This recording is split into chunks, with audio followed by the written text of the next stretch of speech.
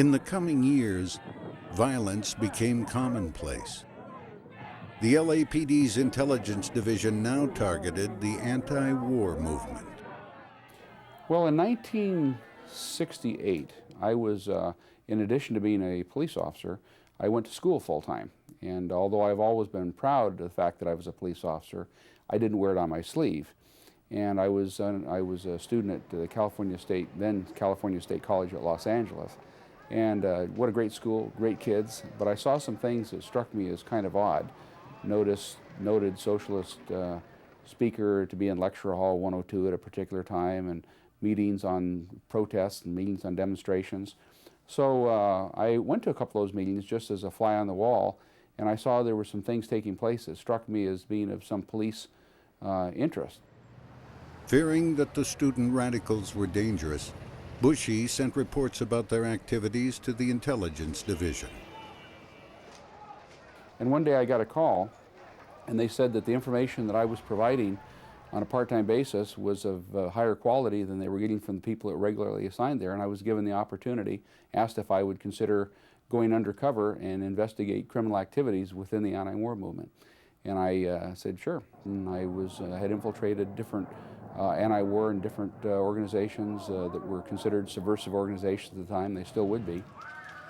I was deep undercover. I wasn't somebody who went home at the end of 8 hours. I was very, very deep undercover.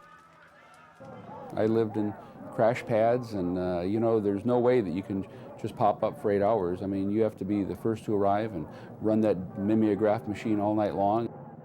It was kind of jokingly said that the hardest workers were either the people that were the most dedicated or the cops that were undercover. There were acts of violence that were contemplated that ultimately did not occur because the police department knew about it and we did something about it before those acts of violence occurred. One act of violence couldn't be stopped. So my thanks to all of you, and now it's on to Chicago, and let's win there. Thank you. Bobby Kennedy's drive for the presidency abruptly ended on June 5th, 1968, when he was assassinated at the Ambassador Hotel in Los Angeles. He had just won the California Democratic primary. Some blamed the LAPD for not providing better security.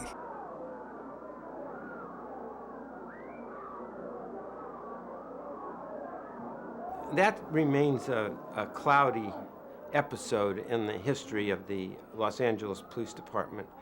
A lot of people maintain that they didn't protect him. They maintained that he didn't want protection.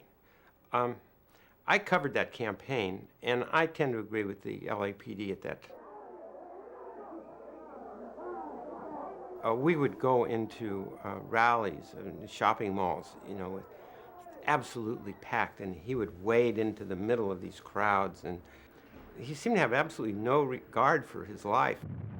With a void in political leadership, violence again erupted. A year later, a massive gun battle involving 200 officers broke out as the LAPD raided 3 separate Black Panther locations, finding a weapons arsenal.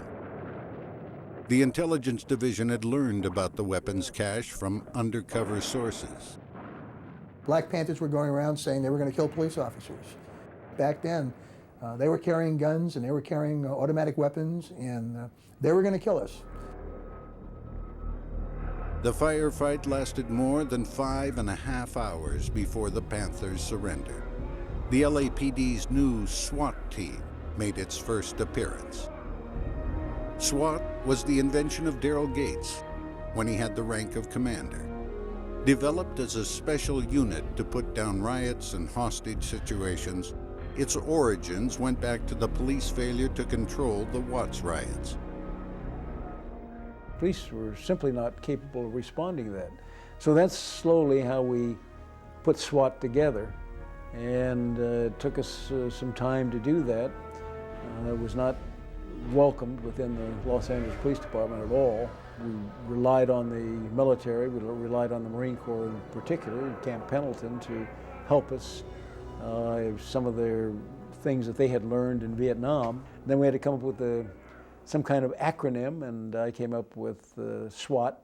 Initially I had special weapons attack teams, and my boss said, "Daryl, you can't use that." And I said, "Well, I like SWAT." He said, "Well, I don't mind SWAT, but you can't use attack teams."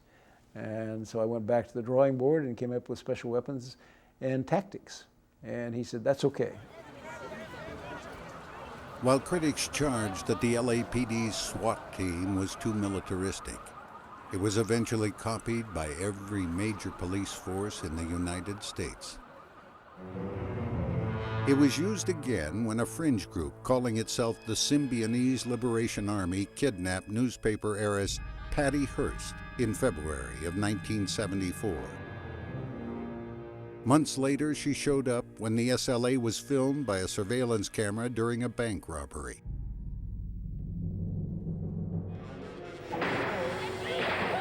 On May 17, 1974, the LAPD found an SLA hideout. A SWAT team was sent in.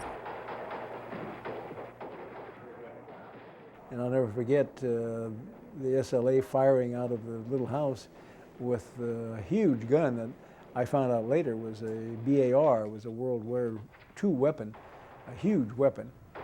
And so they put gas in the building.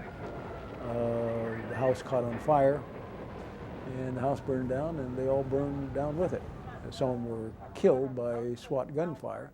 Of course, there was the belief that Patty Hearst might have been one of them. And I remember being the acting chief of police at the time, and I kept thinking, "Oh, no, please, please, please, please." Daryl Gates' prayer was answered. Patty Hearst was not among the dead. She was found in another SLA apartment, alive.